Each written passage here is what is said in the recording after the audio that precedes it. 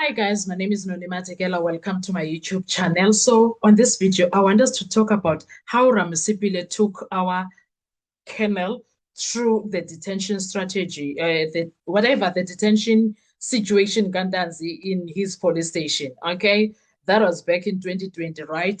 Now this section testimony is becoming extremely important because Advocate Ramasipile is no longer merely asking about when Danzi was detained. He is building something much bigger. One, a custody chain reconstruction. Two, a procedural legality challenge. Three, a condemnation argument. Four, and potentially a constitutional attack on the handling of Bongani Danzi from arrest until confession. The significance here is very massive. All right. Um, the bigger strategy is about rebuilding the entire detention timeline. What Ramsipile just did was methodical. He reconstructed arrest date, transfers, transit detention, police stations, magistrate appearance, movement between provinces, and finally arriving at Valeria police station. Now, that is not a random situation, Gesana, because in criminal litigation, especially where confessions are disputed, the defense often attacks continuity, legality, custody records, unexplained movement, missing authorizations, and undocumented detention periods. Because once a gap begin appearing, the court starts asking dangerous questions. Why the SEP 10 and SEP 14 registered matter so much is because of the following. The witness admitted the registers are important.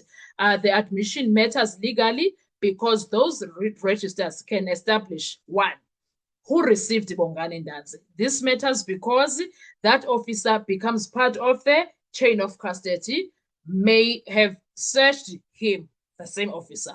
That officer may have documented injuries. That officer may have documented possessions. That officer may have documented condition. That officer may confirm or contradict later police versions. Now, if the state cannot clearly identify who received him, what condition was he in, what he possessed, and whether procedures were followed, that weakens reliability. And that got me thinking because I don't remember Mukhane saying this is the police officer that I found there at police station and then I handed over Undanzi to. I don't remember that. And I do remember Undanzi Esit. Now I dealt directly with Mukhane, no one else from the police station. I don't even know the front side of the police station. I always go straight to the cells.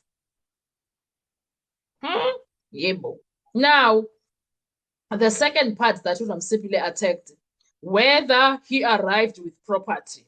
This is huge, right? Because the alleged cell phone discovered later became or becomes problematic if it was never recorded, never booked, never signed, never inventoried, or never processed through proper SEP systems. And we are still waiting for that, Gesana. We have not, I don't remember the defense going through that in court, even the state, unless I'm mistaken. Now, Ramsipile is clearly moving toward how does a detainee allegedly obtain or possess a cell phone inside a police station detention without proper documentation. That creates possible procedural breaches, chain of evidence problems, and contamination concerns. The third part, the alleged cell phone seizure on February 2021. This may become one of the most dangerous procedural issues. Why is that? Because if no SEP 13 exists, if no proper SEP 22 exists, if no seizure protocol exists, if all records are inconsistent, then the defense can argue the cell phone evidence is unreliable, improperly handled, potentially planted, contaminated, and procedurally defective. Now, do you see how Ndanzi is going to win that one? Very easy. Because now they say they found the cell phone with him. Where is the paperwork? Please bring the paperwork of that. Please bring the paperwork of that. And in South African criminal procedure, chain of custody failures may chain of custody failures matter enormously because that it won't fly le nto yabo yongabi nazo zonke ezi zinto ezifunwayo lana. Now, the in-transit issue is getting very dangerous. Notice what Ramsipile did here very carefully. He repeatedly emphasized held in transit, Nongoma case, multiple stations, repeated movement. Why was he doing this? Because he is slowly forcing the court to confront why was Ndanzi moved so much? And more importantly, under what authority? That is why he asked, do you know of any authority that entitled Ndanzi to be held at Valeria? That is not a casual question. That is a constitutional question. The witness's response was very weak, Kesan. The witness effectively said, I have no idea. That is devastating, okay? Because this is detention. Police detention requires lawful authority, documented reasons, lawful jurisdiction, proper entries, and traceable accountability. Instead, the witness is speculating. That is dangerous for the state. And guess what? If they arrested him for Nongoma case, why didn't they ever send him to KZN?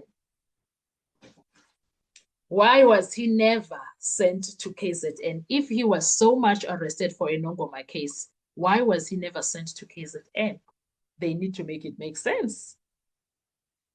That is why this is dangerous for the state. Now, why the cell facilities explanation looked problematic. Let's look into that now. The witness tried to suggest maybe another station had cell problems, but notice this issue. He admitted he does not know. He is assuming there is no certainty and no documentation referenced. That creates another evidential problem. Courts prefer documented authority, not assumptions, especially in murder investigations involving disputed confessions. Now, the defense may be building an unlawful detention environment argument. And this is going to be rich, guys. This is where things get exclusive, because if Ramsipile proves irregular transfers, undocumented transit, unexplained holding, missing authorizations, improper register handling, procedural violations, or custody irregularities, then the defense can argue the entire environment was contaminated. And once that argument succeeds, everything flowing after becomes vulnerable. Statements, confessions, pointing out alleged cell phone discoveries, and credibility of the police handling. Do you see what Ramsipile is doing here? Can you trust him now? Because my God, he's playing with gold right now. This is diamond. Now there is a name that keeps popping whenever these police stations are touched. There is a Colonel Hood issue, which is also very interesting. Very, very interesting, the situation here, corner. Because now, maybe we should do a separate video for that. Yes, I say let's do a separate video for that, because Colonel Root is too involved in this.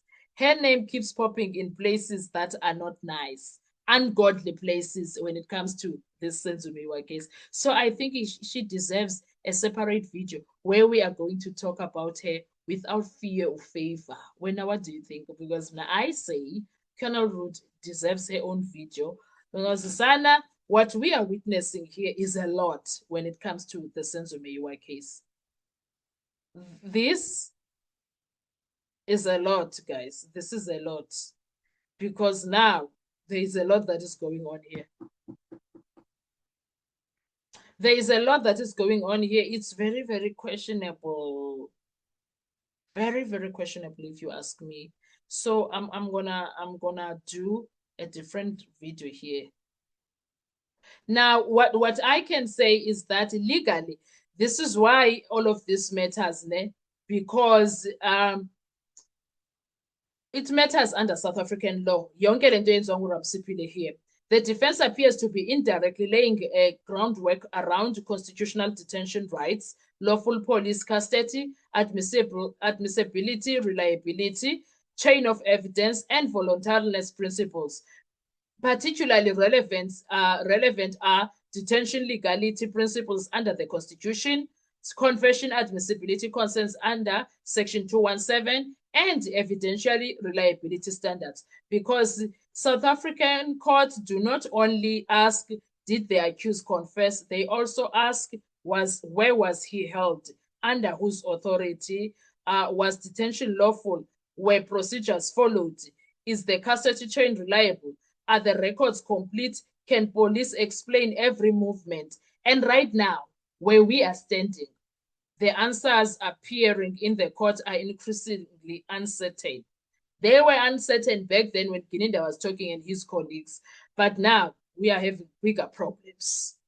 Now, the bigger courtroom impression that we see there, Ramasipile looked like somebody reconstructing a missile puzzle, station by station, register by register, officer by officer. And that, my friend, is one of the most dangerous part for the state. And in fact, the most dangerous part for the state is the more detailed the timeline becomes, the more visible the gaps becomes. Because right now, Ramasipile uti, that's where we are. What are your thoughts when it comes to this? I'll see you on our next video. Please do like, share, comment, and subscribe. And thank you so much. Bye-bye.